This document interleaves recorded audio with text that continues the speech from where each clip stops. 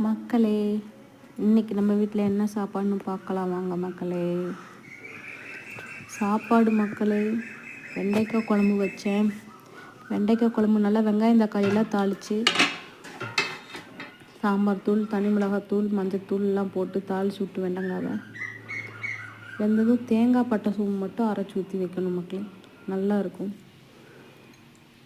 மோர் மக்களே,